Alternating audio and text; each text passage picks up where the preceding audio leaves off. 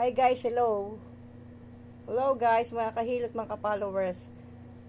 Mag-aalas 11 na, dito pa ako. Ito, hilutin ko to. Nahilot ko na yun dito, banda yung pinakita ko kanina. Ang init oh.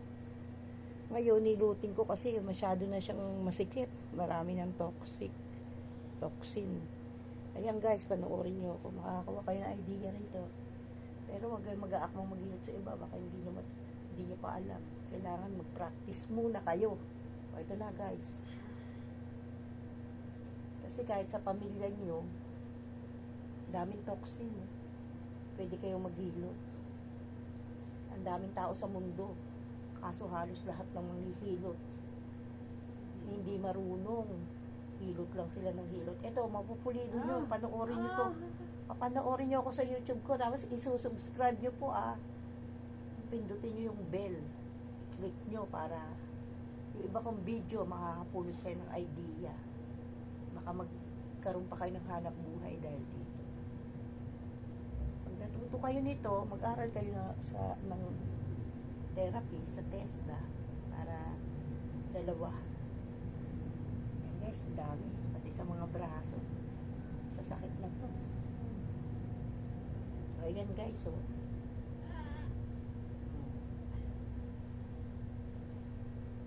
Dami. Pero malambot na siya guys. Bukas maginhawa na to. Tanggal na ang ano nito. Meron siya dito sa likod, ayan no.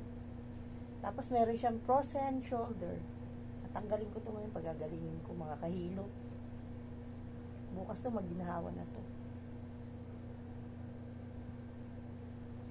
Ayan, kahilo to. Ayan, grabe oh. Masarap pisilin. Pagkatapos ito, ginhawa nito mga kahilo. Ayan, dami. Ayan oh.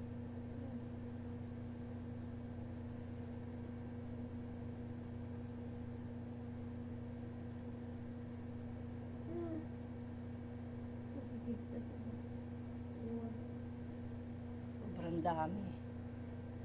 Namumula-mula siya pero lumuwag na yung mga ugat niya.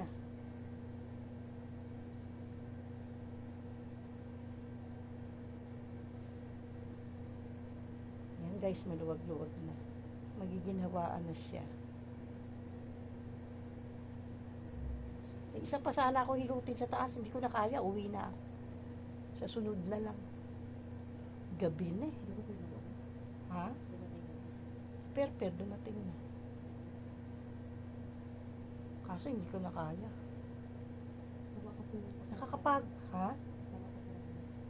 Nakakapagod din kasi, Jun.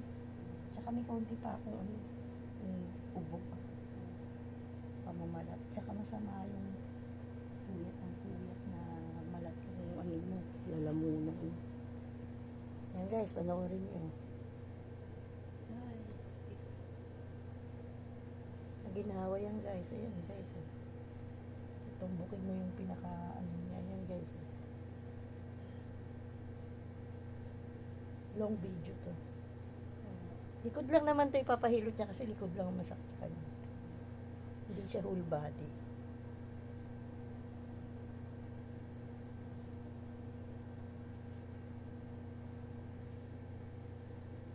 Okay guys, bye-bye. Bye-bye na.